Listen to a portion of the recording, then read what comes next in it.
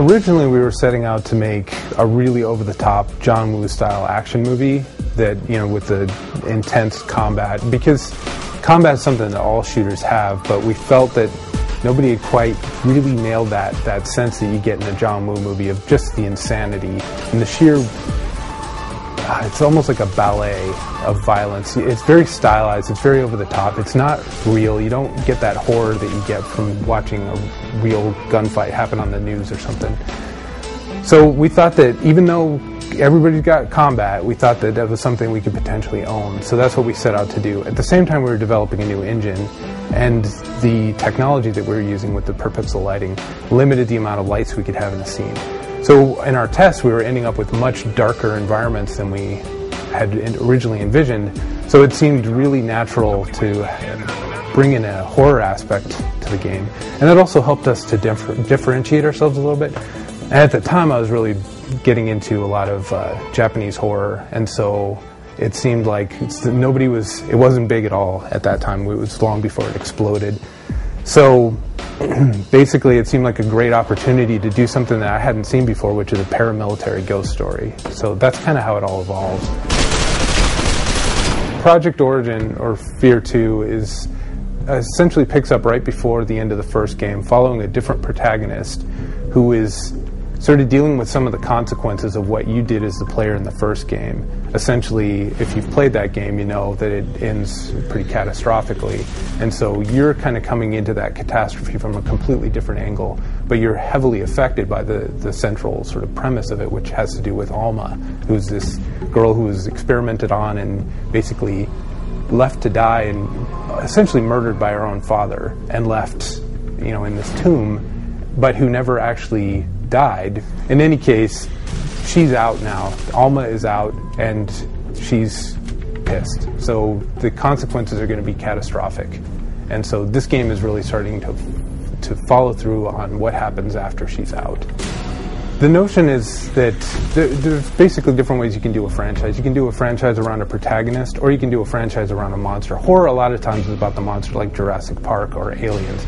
It's like you don't go to see Aliens because of Ripley, you go because of the aliens. So we wanted to have a monster that would be kind of iconic.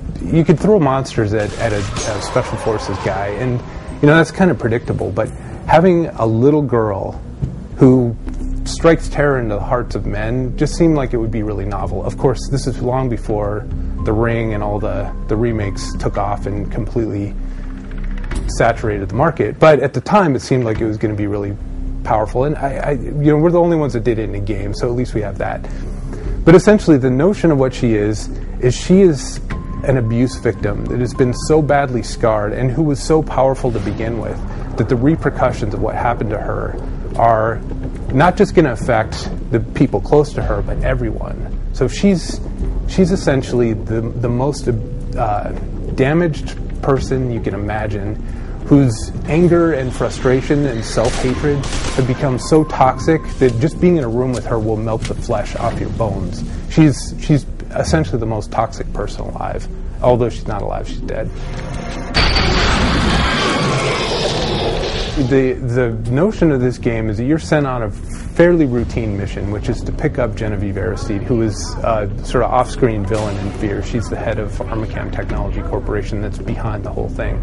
So you're just going to go pick her up, take her into protective custody. She's wanted kind of in connection with what's going on, but there's more to it than that. It all goes to hell.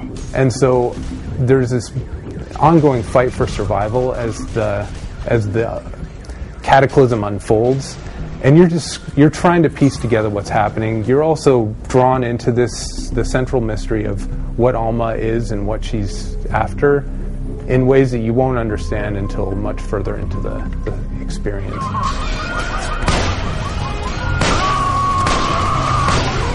Like I said, we had a lot of challenges on F.E.A.R, and things took a lot longer and were a lot harder than we thought. So we ended up with something that we felt was pretty exciting, but was also fairly small in scope. It was just a matter of time and resources.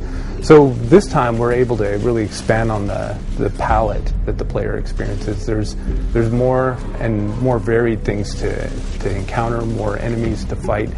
There's a lot more sort of texture to it, I think, this time around.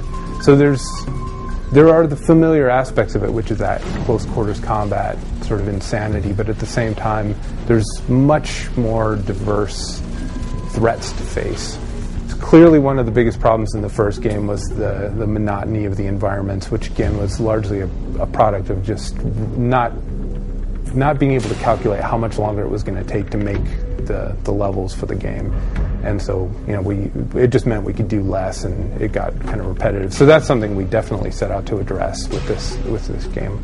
Also, I think the game became fairly repetitive because we did have such a limited set of things to throw at you, so you were fighting the same guys over and over. So we've tried to break that up with much more diversity of challenges.